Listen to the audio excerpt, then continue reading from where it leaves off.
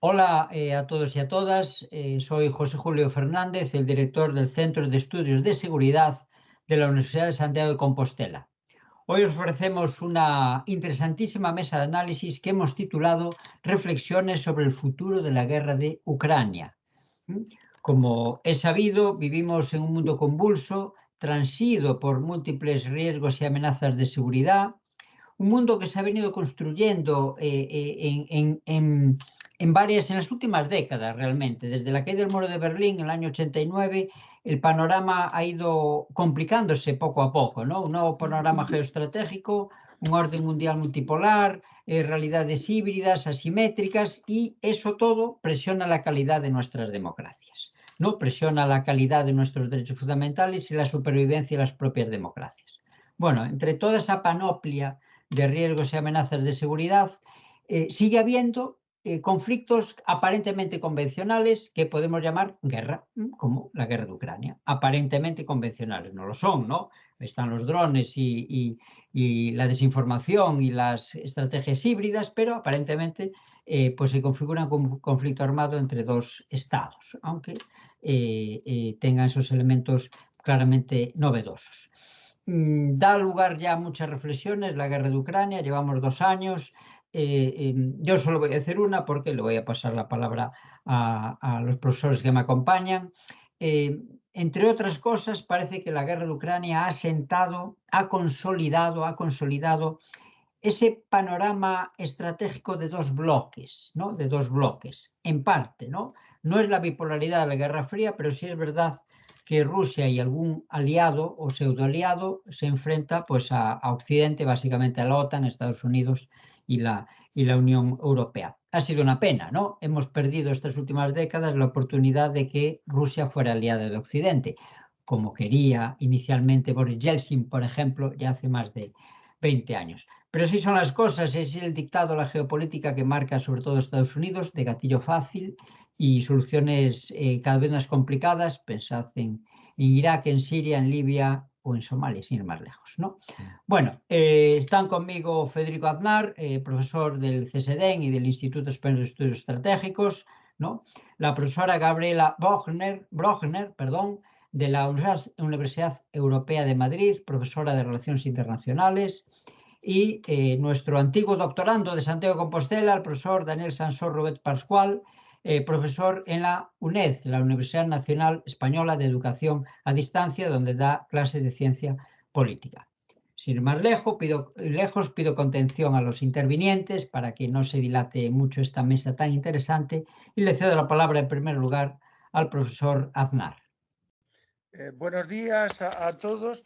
Yo les quiero hacer una breve exposición de lo que es mi paper que acabo de publicar en el Instituto Español de Estudios Estratégicos, que se llama ¿Qué es Occidente? Occidente ante su identidad, desafíos contemporáneos, ¿no? Porque básicamente es una ponencia marco de unos 10-15 minutos lo que les voy a hablar, pero vamos, es un documento largo, ¿eh? Que voy a tratar de resumirles como buenamente pueda. En primer lugar, hay que entender de lo que estamos hablando. Y la cuestión ¿es Rusia parte de Occidente o de la civilización occidental?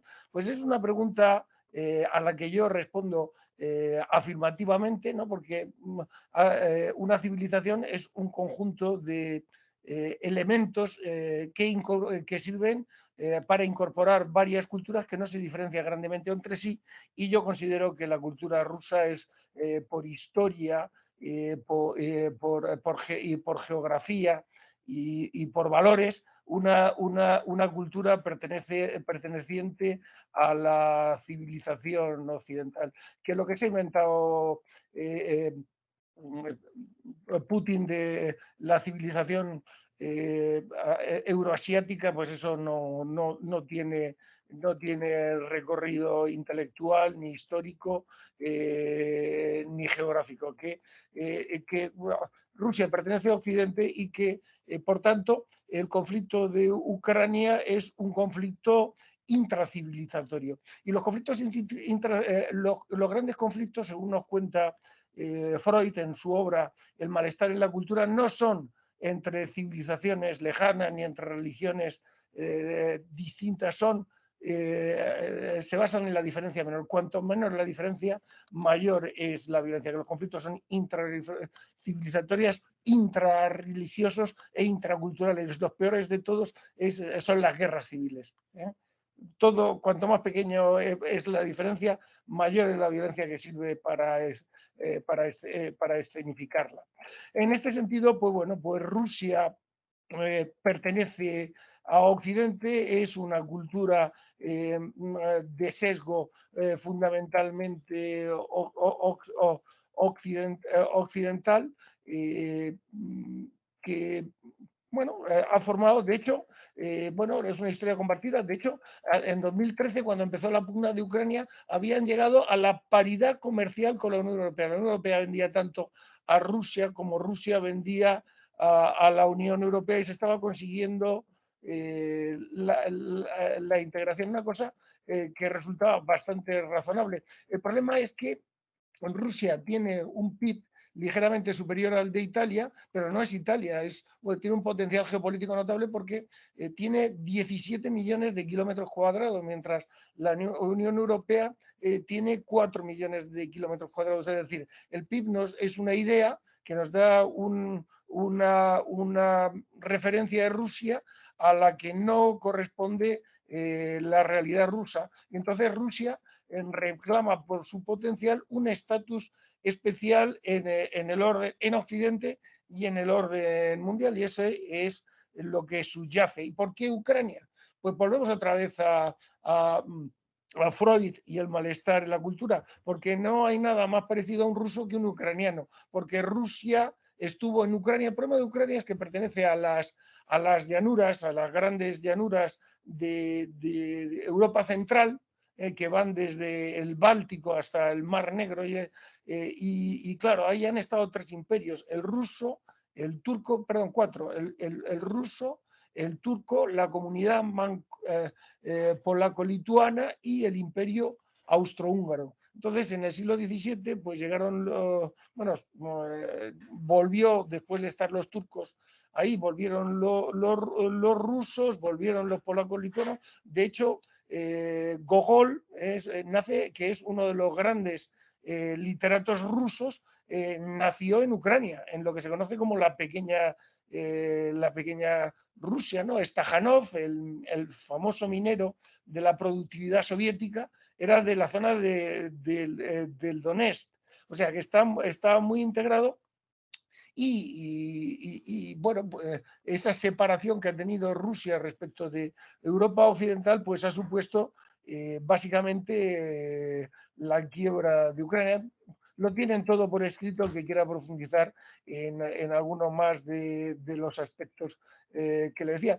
Y claro, Rusia es tan europea que de los tres cuartos de los 142 millones de la población rusa se encuentran en la zona europea de Rusia, que es la cuarta parte del territorio ruso. De hecho, Europa es el único continente definido por una cadena montañosa, que son los Urales, que la separa de Asia. Y en ese sentido, Rusia es un país continente que ocupa a la vez dos continentes, pero que demográfica e históricamente pues es Europa. En fin, empezamos en ese disenso, pero ese disenso no lo podemos entender sin comprender cuál es el tablero geopolítico mundial y qué es lo que va a mandar bueno, qué es lo que manda en el mundo y cuáles son los extremos de ese tablero. En primer lugar está el ascenso chino. En 2018, y en términos de paridad económica, China era el 18% del PIB mundial, Estados Unidos era el 15% y la Unión Europea, incluyendo el Reino Unido, eran el 13% del PIB mundial. Por supuesto, volvemos en términos, la política no es solo economía, la economía nos muestra el futuro. pero el poder de Estados Unidos, en términos políticos, en términos militares, en términos tecnológicos, supera todavía al PIB chino, pero se está en transición hacia una bipolaridad entre Estados Unidos y China. Por eso Estados Unidos, para poder lidiar con China, necesita la Unión Europea, con la capacidad de proyección de la Unión Europea.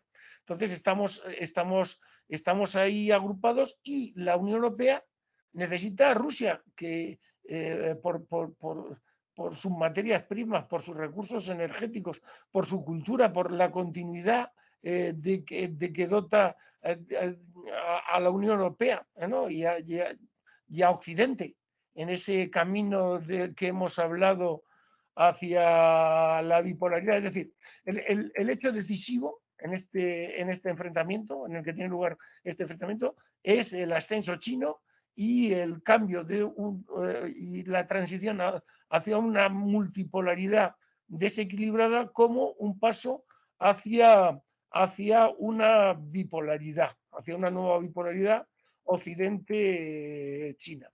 ¿Cuál es el segundo elemento decisivo de este camino? De este tablero, las relaciones ruso-china. Rusia y China mantienen unas relaciones cartelizadas. ¿Por qué? Porque China está envolviendo a Rusia.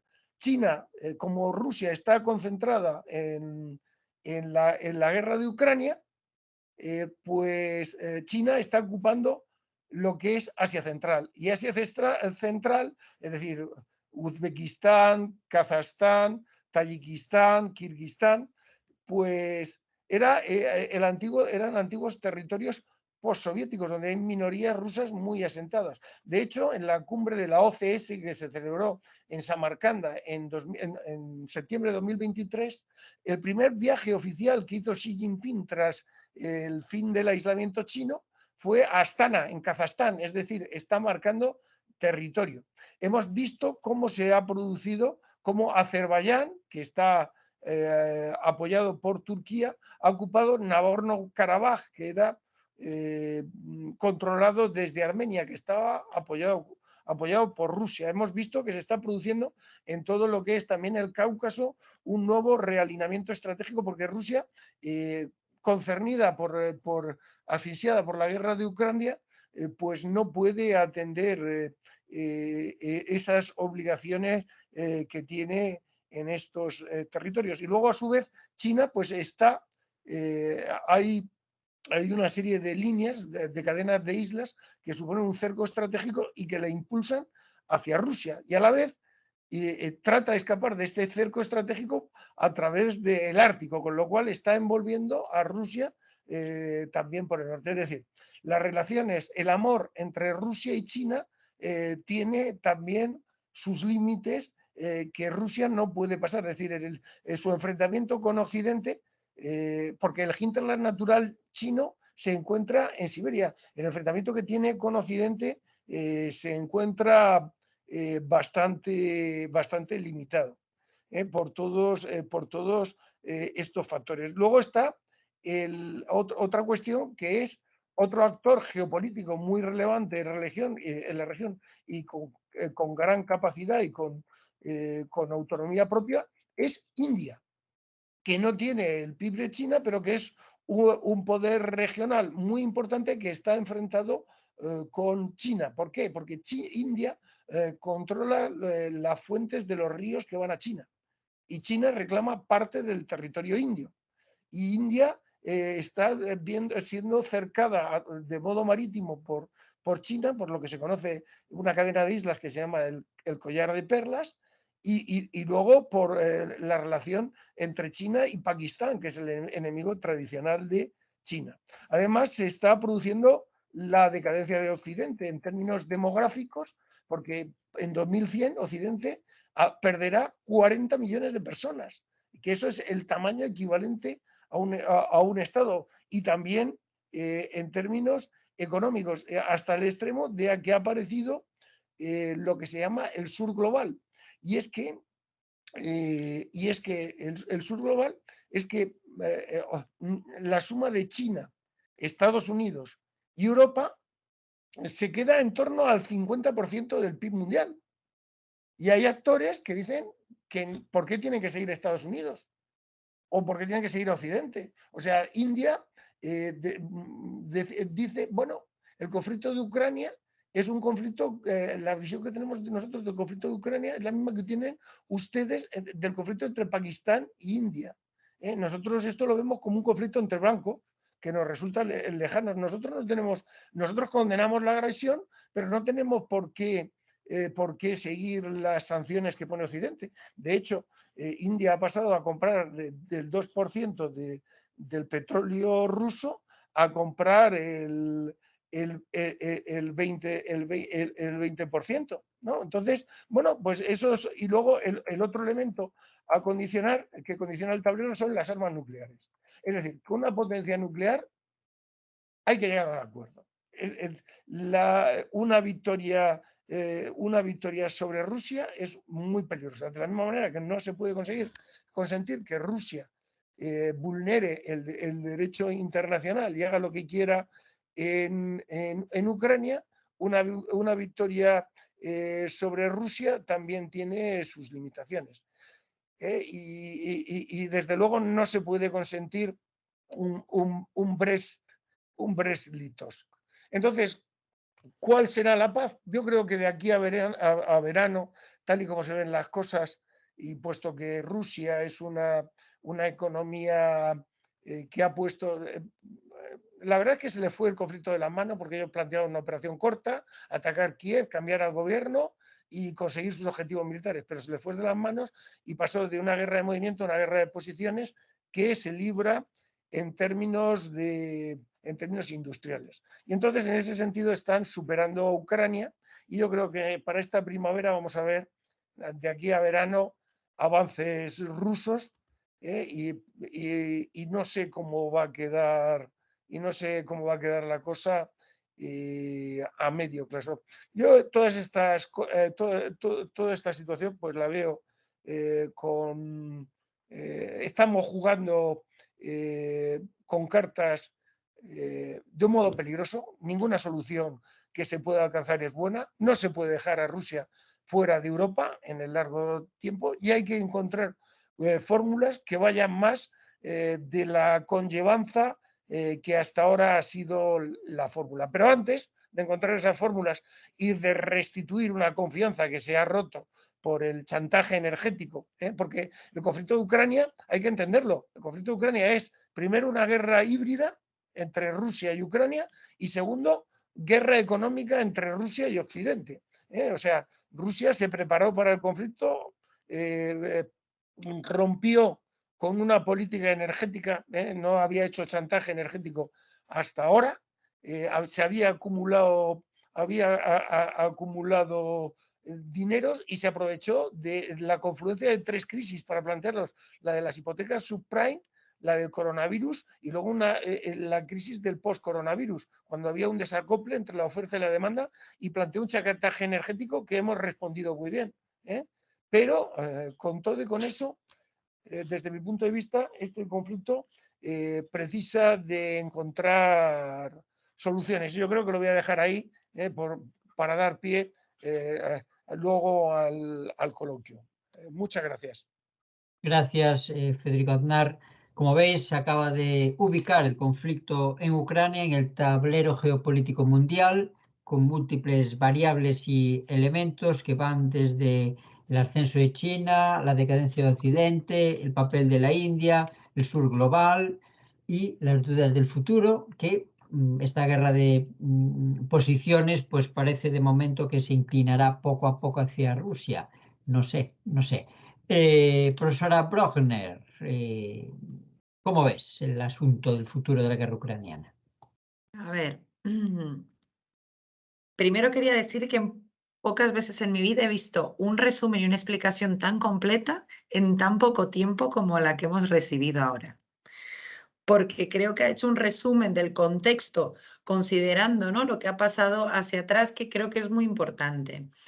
En términos de ver futuro, una de las cosas que me planteo, voy a empezar un poco detrás por delante, ¿no?, escuchando lo que decía el compañero. Yo creo que cuando hablamos de solución, yo veo que es el punto de la encrucijada, ¿no? Porque hay un aspecto que creo que es muy importante, que es que estamos lidiando con dos líderes estatales, pero que uno además tiene todo el apoyo, ¿no?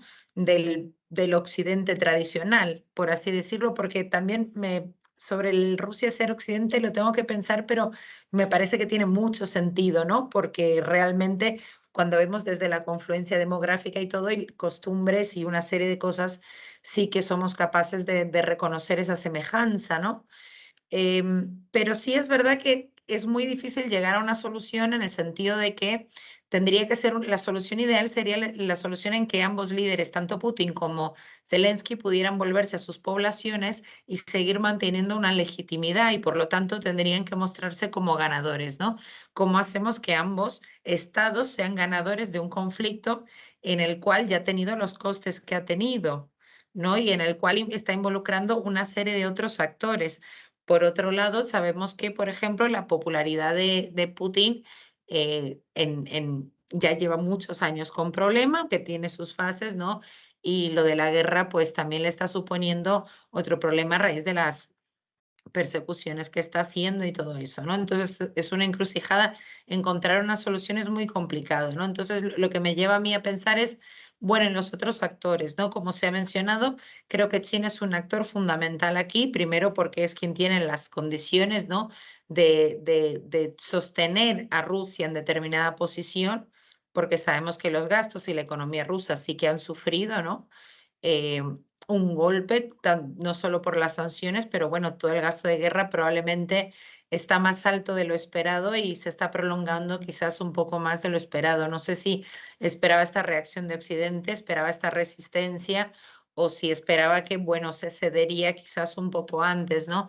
Pero queda muy claro, por ejemplo, que la Unión Europea y Estados Unidos no tienen intención de ceder y tienen intención de mantener este conflicto ayudando a Ucrania todo lo que pueda para que se resista, ¿no?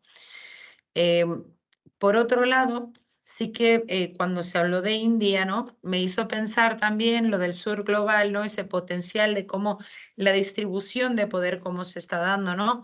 Yo todavía no tengo tan claro que nos encaminemos hacia un orden bipolar. No lo niego tampoco la posibilidad, pero no lo tengo tan claro, pero sí creo que vamos a tener, estamos viviendo y cada vez de forma más intensa una multipolaridad asimétrica en la cual las asimetrías están saltando mucho y están poniendo en oposición dos potencias, una superpotencia y China que, bueno, está haciendo su trabajo para intentar llegar allí y tener ese reconocimiento que creo que es uno de los puntos que falta, ¿no? Pero a mí me llama la atención porque creo que un actor que puede ser relevante en torno a la resolución del conflicto, incluso para que siga ocurriendo, va a ser precisamente la posición de los BRICS, ¿no? Creo que los BRICS, en tanto que actor que está intentando hacer un balanceo, ¿no? de poder con Occidente, ¿no? En términos económicos y que incluye a Rusia, pero que también tiene a China, tiene a India, tiene a Brasil, tiene a Sudáfrica y ahora tiene Arabia Saudí. Hubo otro país que se unió, creo que Argentina, ¿no? Bueno, Argentina, lo siento, pero en este contexto Argentina no está en situación de ayudar mucho a nadie, pero son otros países que sí se configuran como potencias, sino potencias ya consolidadas, potencias emergentes, que tienen una perspectiva un tanto revisionista, ¿no? Del status quo, de esta postura de los estados, y que por lo tanto van a estar cuestionando determinadas cosas y van a intentar posicionar para sacar alguna ventaja. Lo que sí está muy claro es que aún ellos, como otros aliados de Rusia, hasta el momento no, no han estado ni China tan siquiera, ¿no? Que sabemos que sí está ayudando económicamente y de otras formas a Rusia, lo ha dicho explícitamente, ¿no? Porque ¿quién quiere tener problemas con Occidente en este sentido? Entonces creo que pensar una solución es pensar cómo esta serie de otros países pueden llegar a posicionarse para tener influencia en una posible solución.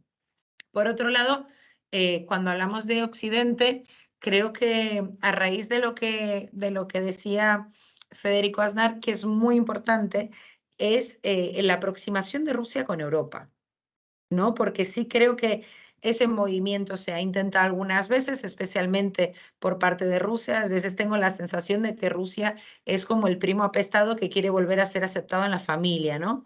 como que sabemos que funciona, cómo funciona la civilización rusa, vemos muchas semejanzas, pero desde la Guerra Fría queda muy claro que hay una especie, ¿no?, de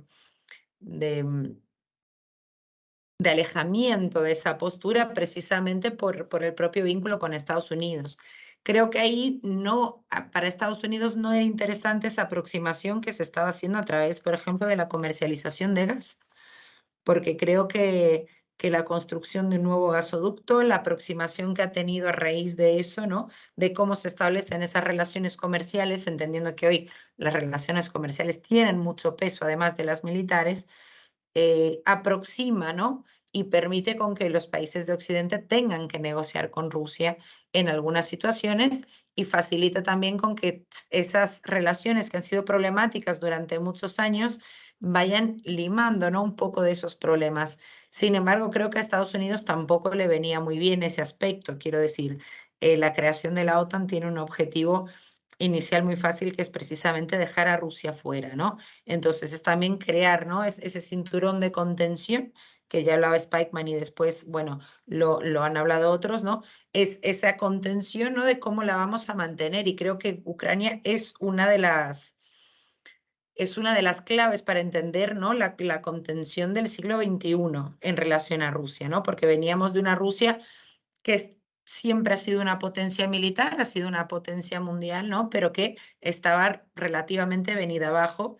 Y creo también que para Putin se convierte en un problema toda esa cuestión de que veamos esta posibilidad de bipolaridad entre China, en la cual Rusia queda fuera, y entonces, bueno, como un actor que siempre ha reivindicado su papel en la historia y especialmente su peso geopolítico, ¿no?, en la política internacional, toda esa cuestión de que está siendo dejado fuera por uno de sus aliados, ¿no?, en términos de poder, tampoco era muy conveniente.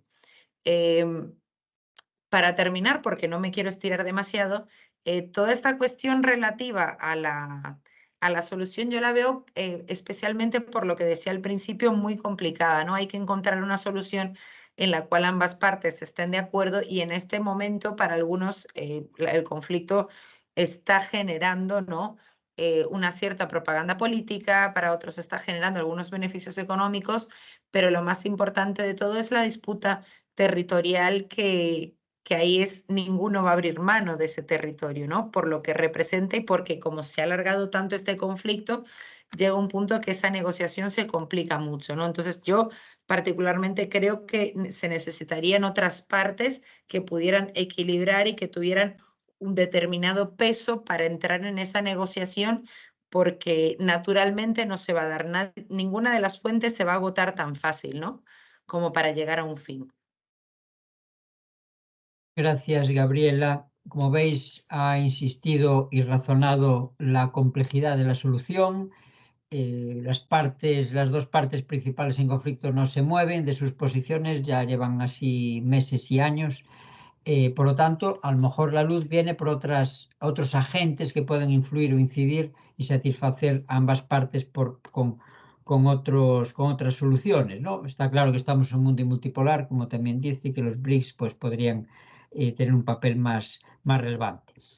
Conectándote con lo de antes, no lo dije, claro que Rusia es Occidente, yo no tengo ninguna duda, ¿no? Ninguna duda. Ahí está Tchaikovsky, ahí está Dostoyevsky, está Tolstoy, ahí está toda la cultura rusa que ha construido la cultura europea. Daniel Sansó, tu turno.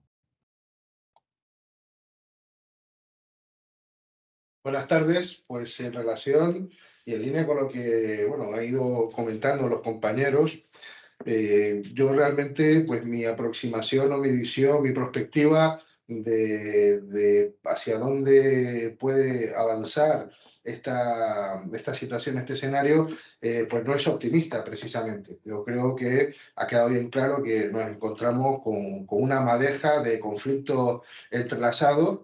Y no es fácil porque, haciendo una breve radiografía, que como ya han ido avanzando los compañeros, partimos primero de un conflicto civil, que no se nos olvide. Que hay conflicto civil porque también hay una parte de personas que viven en un territorio que actualmente pertenece a Ucrania, pero que se sienten próximos a Rusia y que abogan por esa visión separatista, ¿no? y reubicarse dentro de otro contexto político, ¿no? y geográfico.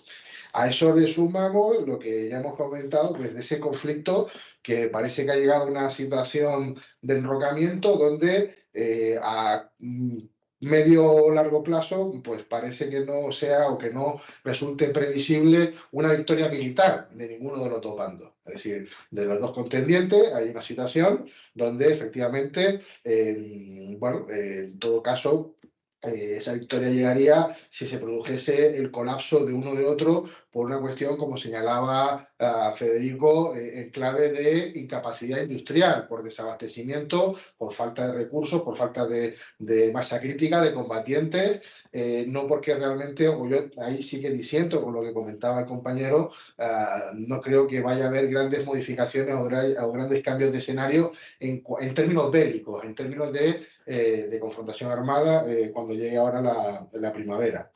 Es verdad que esto se complica porque hay un conflicto económico donde hay otra serie de países que, como señalaba perfectamente la profesora Brosner, están jugando la carta de los intereses nacionales e internacionales y, bueno, obteniendo posicionamientos en la escena internacional y réditos económicos, fruto de los posicionamientos y de las alianzas que han ido generándose, a lo largo de estos años de conflicto. Y además de todo eso, también considero como una cuestión que planteaba el profesor José Julio Fernández en inicio, que hay un conflicto ideológico. Claramente, o yo lo veo claramente, entre dos visiones del mundo. Una visión prodemocrática, democracias con mejor o peor calidad, pero que apuestan por una forma de entender las relaciones internacionales incluso y la organización política del mundo frente a una visión más autoritaria, y creo que, bueno, eso también subyace de una manera notable en toda esta madeja de conflicto, ¿no? Dicho esto, el problema es que efectivamente, como les decía, abandonando o viendo con mucha distancia lo que sería una finalización por una derrota bélica, la cuestión es, la única salida es que creo que se podría reconducir, sería una solución política, pero la clave es que no veo, no soy capaz de identificar, al menos en el momento actual, ningún interlocutor válido que pudiese afrontar, liderar, apoyar esta salida política. China, pues lógicamente ha jugado sus cartas y está claramente alineada, aunque mantiene su distancia. India, que también ha salido a colación, está jugando su papel, y tampoco encuentro ninguna potencia o ningún BRIC, como sí señalaba también en el discurso de la profesora Brosner, ni ninguna organización internacional que realmente, bueno, pues tenga el liderazgo suficiente como para conducir políticamente esta situación, que en todo caso llevaría a una salida donde ambas potencias perderían y ambas ganarían. Es decir, ambas perderán porque creo que Ucrania no va a recuperar el territorio pleno debido al conflicto, lo veo muy complicado, pero ganaría el conservar su estatus y su identidad como país, y Rusia, lógicamente, tampoco creo que vaya a ser la gran derrotada, porque, como también señalaba Federico Aznar, tampoco interesa una Rusia acorralada que pueda ser impelida a jugar a la desesperada la carta que tampoco se ha dicho, pero está ahí, la carta nuclear, ¿no? La carta del conflicto, escalarlo a ese fantasma de la amenaza nuclear. Pero bueno, hay antecedentes de uso de armas nucleares en conflictos bélicos internacionales, por lo tanto, tampoco creo que sea la situación que realmente vaya a producirse, pero bueno, hay que tener en cuenta todas las opciones. Por lo tanto, mi visión actual pues es muy pesimista, y sobre todo porque no identifico ahora mismo sería como un laberinto donde no soy capaz como analista de encontrar la salida real y óptima por la que apostar y poder abogar para bueno, poner fin a esta situación que pues tiene además todas sus derivas a nivel geopolítico que no hacen más que hacer más complejo y enredar pues todas estas cuestiones ya de jugar las cartas de geopolítica, de influencia, tanto de la Unión Europea como de Rusia, como de Estados Unidos, y conflictos que estamos viendo, que apuntaba muy bien en esa radiografía de mis compañeros, bueno, por esa guerra por delegación, esos conflictos híbridos o esa zona de crisis, donde al fin y al cabo se está jugando la carta, que es la confrontación Rusia, Estados Unidos, Europa, pero en otros escenarios, África, Asia, Japón, viendo esos movimientos un poco de tensión, de desgaste, bueno, para al fin y al cabo todo confluye en el conflicto que estamos tratando de hacer una radiografía. Quiero decir, Daniel, como habéis visto, es pesimista. El conflicto ucraniano parte de un conflicto civil desde hace años, que es también un conflicto ideológico entre los que tienen una visión más occidental y menos occidental. La salida puede ser un colapso económico de alguno de los dos estados implicados, parece que de momento no, y llama la atención, a mí también me llama la atención, cómo no hay más interlocutores válidos. Esto creo que os lo pregunto. Vamos a ver, ¿cómo no hay interlocutores válidos? Es decir, ¿cómo Occidente, ya que somos 4 occidentales, cómo no apostamos más por la diplomacia y por la paz? Yo recuerdo al principio del conflicto que Scholz, el alemán, o Macron, el francés, hablaban de diplomacia en sus declaraciones públicas, pero parece que la administración Biden se impuso, el gatillo fácil y conflicto directamente. ¿Cómo las sociedades occidentales asumimos que hay que seguir alimentando la guerra y no asumimos la apuesta por la paz, presionando a un interlocutor válido, que podría ser China, que puede ser Turquía, no sé, que podría ser la India? No, la India no. Federico, es inevitable la guerra para el futuro. El pasado era claramente evitable, pero estamos hablando de perspectiva. Vamos, hablando de perspectiva, al hilo de lo que acabas de decir, a mí me encanta la diplomacia turca. Es una diplomacia, es un país que es miembro de la OTAN y que es capaz de derribar un avión ruso y a continuación reunirse con el presidente Putin. Eso es un ejemplo de diplomacia donde los haya. Y luego, una guerra siempre es el fracaso de la diplomacia. Siempre. No, cuando las guerras se producen cuando la diplomacia fracasa. Han habido comparativas de esta guerra con la Primera Guerra Mundial. Y si la Primera Guerra Mundial se siguen preguntando, más de 100 años después de su inicio, se siguen preguntando a la gente por qué se produjo la guerra, y la respuesta es muy sencilla, porque había unos líderes políticos y unos líderes militares que eran incompetentes.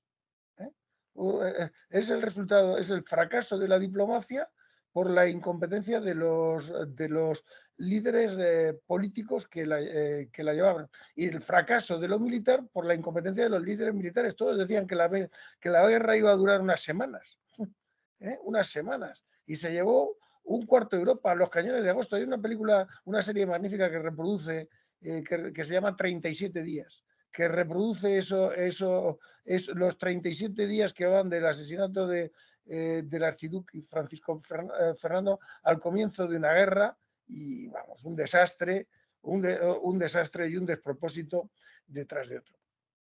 Yo al principio era muy...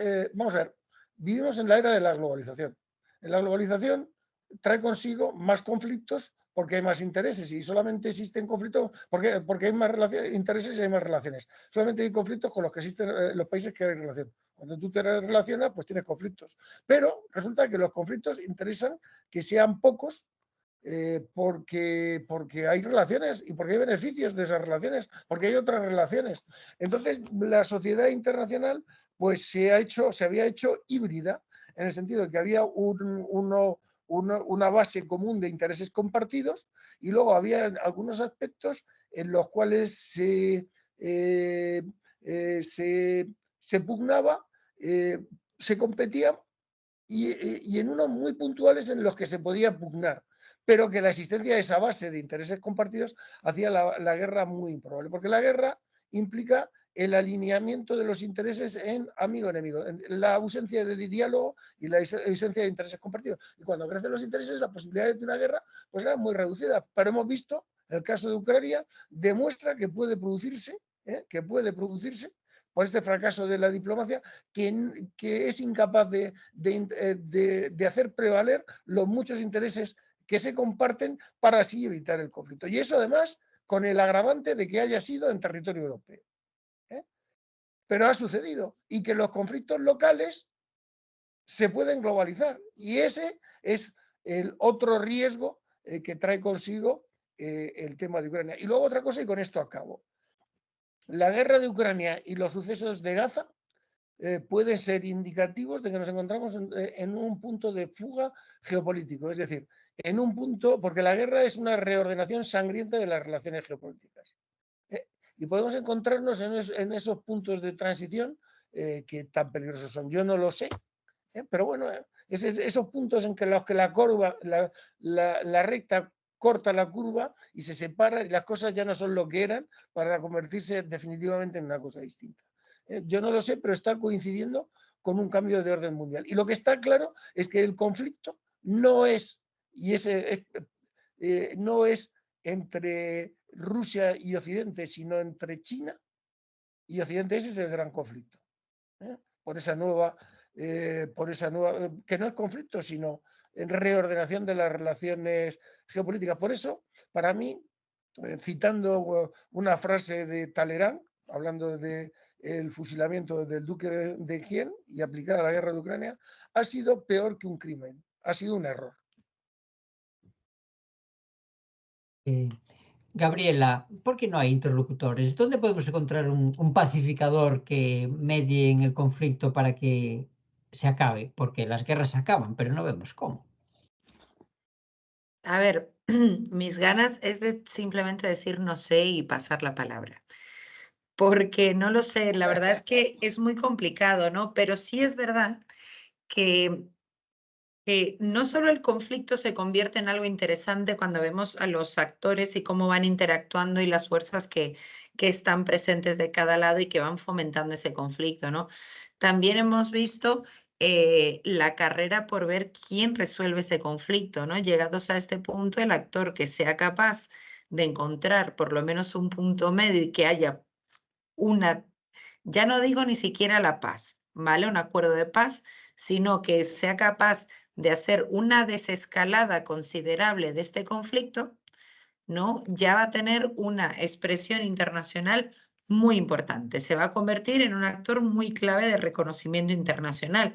Hemos visto, porque al principio en tu pregunta hablabas de Turquía, hablabas, bueno, Erdogan ha hecho lo que ha podido y lo que no ha podido en esta situación, ¿no?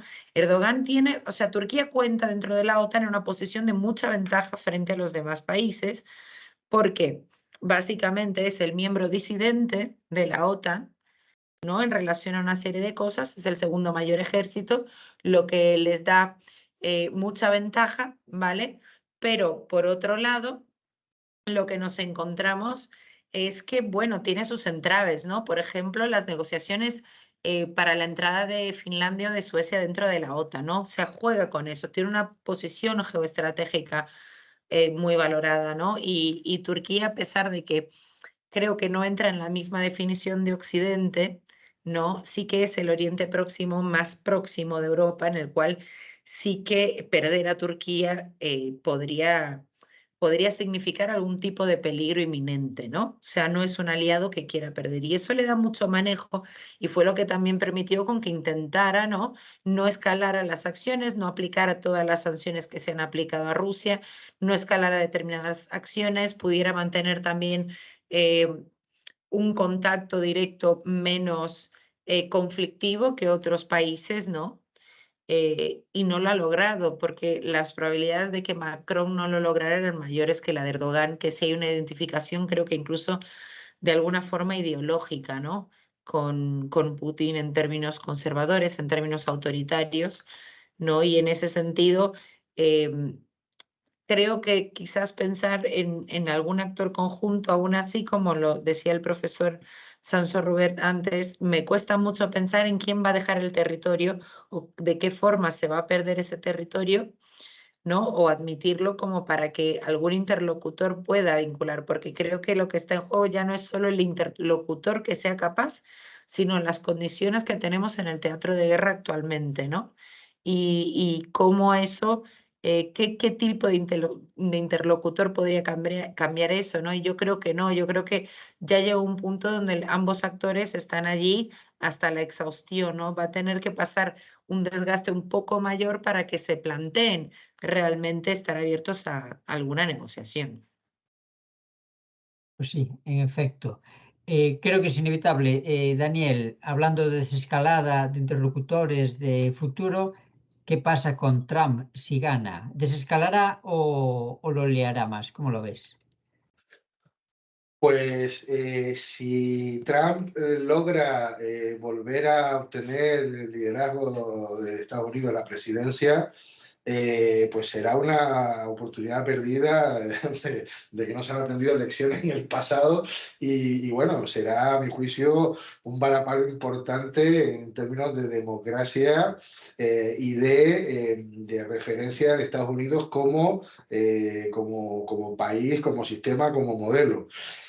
Aquí sí creo que se podría dar, ante este vacío de un mediador, que parece que identificamos, sí que a lo mejor el ascenso de Trump pudiese suponer, por su forma de ser, de actuar, que llegase un entente con Putin y fuese a lo mejor la salida donde ambos lograsen réditos políticos como los grandes pacificadores porque, bueno, redirigiese el posicionamiento de Estados Unidos y eso le diese una puerta o una salida a Putin para también, bueno, pues a lo mejor limitarse en su ambición y en los objetivos que inicialmente podía perseguir cuando inicia el ataque a Ucrania, y esa podía ser la salida. O igual también se me ocurre que si por desgaste interno del gobierno de Zelensky, de la caída del propio Zelensky, que otra persona que asumiese el liderazgo en Ucrania también fuese la puerta de salida para que Putin bueno, pues rebajase esas expectativas y pudiesen llegar también a ese entente cordial y pactar una solución política, como decía antes, donde todos ganan y todos pierden, porque creo que a día de hoy es, a mi juicio, la única salida que creo viable y real. Y digo Trump y Zelensky, no digo Putin, porque veo más complicado la sustitución de Putin a día de hoy, sobre todo pues cómo maneja con el régimen totalitario actualmente Rusia, y no creo que haya todavía una oposición ni madura ni con suficiente peso como para dar ese vuelco al sistema liderado por Putin, aunque a veces hay sorpresa. Recordemos cómo el líder de los mercenarios de Wagner realmente llegó a colocar a Putin en una situación muy complicada de forma inesperada. A lo mejor nos podemos encontrar con un vuelco sorpresivo de esta naturaleza que dice un giro copernicano a la situación, al escenario. Pues sí, sin duda si cambia Zelensky o Putin, alguno de los líderes de los agentes implicados, pues la situación, el entorno, el contexto, pues sería muy, muy diferente posiblemente. Hay que ir acabando. Una última ronda conclusiva, pero también un tema que ha salido varias veces.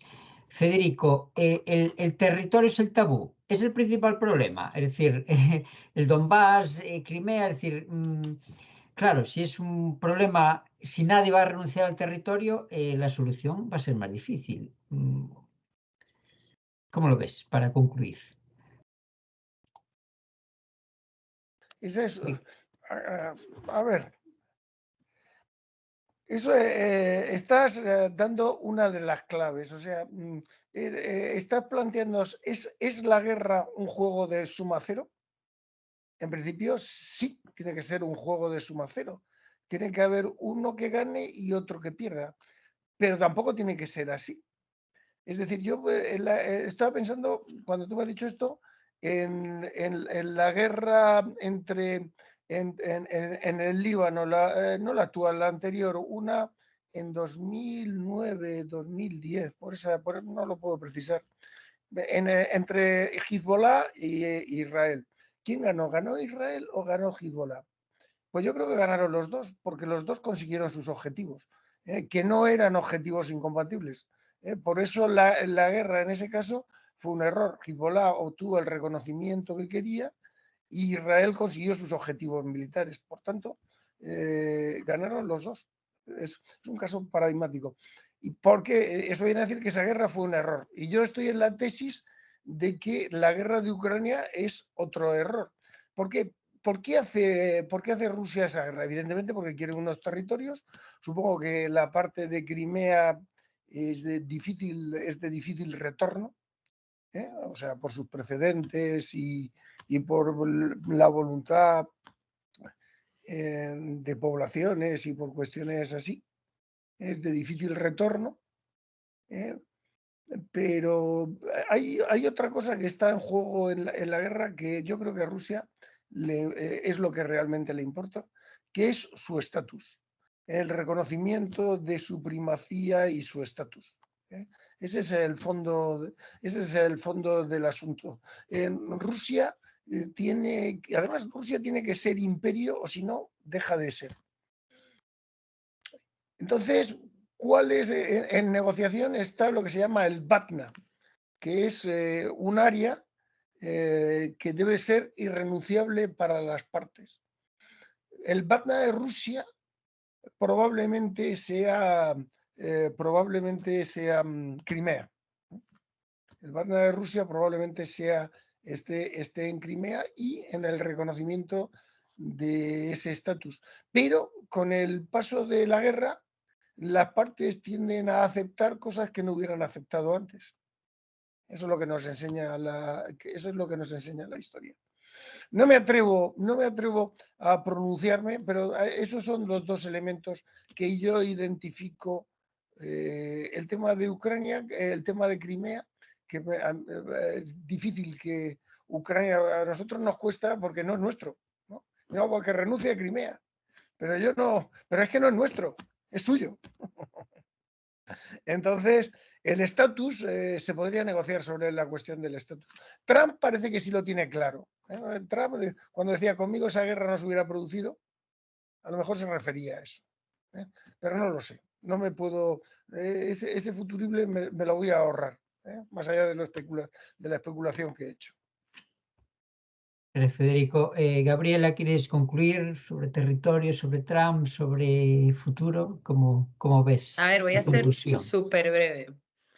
Yo creo que en realidad el territorio es la traducción de una serie de tensiones, ¿no? Evidentemente que Rusia reconoce la pérdida territorial de la extinta, ¿no? Unión Soviética y la representación. Tenemos que pensar que Kiev era la capital del Imperio Ruso, o sea que no estamos hablando de cualquier pérdida territorial y lo que representa, ¿no? Creo que eso tiene mucho que ver también a raíz de todos los acuerdos y negociaciones que se han hecho, es también un punto de provocación, ¿no? Es un punto de recuperación de un territorio que se pierde frente a Occidente, ¿no? Entonces, creo que el territorio, evidentemente que la expansión territorial, como sabemos, es parte de la planificación de poder, ¿no? Pero sí creo que el territorio en realidad es la traducción de las tensiones, ¿no? De lo que representa para una medición de fuerza. Entonces, creo que ahí es donde está la clave, quién va a soltar ese territorio, porque claro, tienes lo que yo dije cuando hablé al principio, ¿no? Tienes que tener una narrativa que le quede bien o que sea cómoda para ambos. Entonces, eso es muy complejo en ese sentido. Por otro lado, ¿no? Lo que creo, o sea, de forma a concluir, lo que creo es que, bueno, con Trump no sé si se hubiese evitado el conflicto, tampoco me arriesgaría, pero probablemente sería de forma diferente. Una posible entrada de Trump ahora podría significar la retirada de Estados Unidos por el misma postura aislacionista que tiene Trump, ¿no? En relación a la política exterior de Estados Unidos, sino que no está muy a favor de inmiscuirse en determinados asuntos que no están directamente relacionados y quizás sí que podría representar una pérdida de apoyo, ¿no? Económico y de armamento, ¿no? Bélico por parte de Estados Unidos, pero no hay forma de saber porque todo va a depender también cuál sea el eje de su campaña y qué es lo que esperen las personas, ¿no? De allí. Sabemos que la guerra sí que en Estados Unidos ha tenido un punto muy importante en la parte de la campaña política, entonces habría que ver cuáles son los discursos que vamos a tener por detrás, ¿no? Y concluyo con esto porque, bueno, creo que dejamos más cosas abiertas que cerramos. Y sin duda. Saco lo de Trump porque yo creo que Biden es un candidato malísimo porque está muy mayor y en cualquier momento tiene algún problema de salud en la campaña electoral, imaginaos. Daniel, concluyendo, territorio, no sé, economía, política. De forma muy breve, efectivamente una pérdida territorial. El territorio es importante porque una pérdida territorial, además traumática, es importante, impacta en una sociedad, en un país. Recordemos, por ejemplo, en España la pérdida de Cuba y Filipinas pues fue un hito histórico, un hito generacional, con repercusiones en décadas posteriores y con impacto en la cultura, en lo económico, en lo social. Por lo tanto, sí es verdad que el territorio es importante y sobre todo si la pérdida es traumática, pero apuntaría también por donde lo ha deslizado Federico Aznar con el prestigio reputacional. Los que tenemos cierta edad recordamos los tanques rusos abandonando Afganistán, la última gran derrota rusa. Rusia no ha perdido un conflicto desde Afganistán, que recuerda ahora y que me corrijan mis compañeros como tal, y por lo tanto creo que eso sería un estigma que ahora mismo pues la sociedad rusa y los jerarcas rusos y los poderes fácticos y las fuerzas armadas, pues una cuestión que tiene un peso, ¿no? Esa lucha por ese prestigio reputacional de no perder la guerra de Ucrania. Y eso creo que es también de un factor determinante para entender el conflicto y por qué se prolongará o por qué se puede llevar a unos determinados extremos. En todo caso, la combinación de ambas cuestiones, territorio y prestigio reputacional, creo que si tuviese que vaticinar una salida, a mi juicio, podría ser en todo caso una ganancia territorial para Rusia y por lo tanto una pérdida para Ucrania, compensada en el caso de Ucrania con un prestigio reputacional de que ha sido el muro de contención del oso ruso, que ha parado a las ambiciones de Rusia y una entrada en la Unión Europea, y a cambio Rusia obtener una porción territorial, una zona geopolítica, una Crimea y sobre todo el que fuese una salida pactada política donde Rusia pudiese ver que no ha perdido una guerra, que en todo caso ha habido un acuerdo y la cesión pues sería su territorio para uno, prestigio, y para otro posiblemente pues la entrada definitiva en la Unión Europea y reconfigurar las líneas de geopolíticas, de contacto y de entendimiento entre lo que sería Europa Occidental, Unión Europea y la esfera rusa, la esfera de influencia rusa. En una recomposición del mapa europeo. Eso sería a lo mejor mi visión o mi apuesta o mi vaticinio. Veremos si acierto o no. Esperemos que pronto, porque sería deseable que la guerra acabase pronto. Gracias a todos y a todas. Pues aquí hemos llegado al final de esta interesante mesa y os dejamos emplazados para una próxima sesión de análisis del CSEC, aquí desde la Universidad de Santiago de Compostela. Adiós.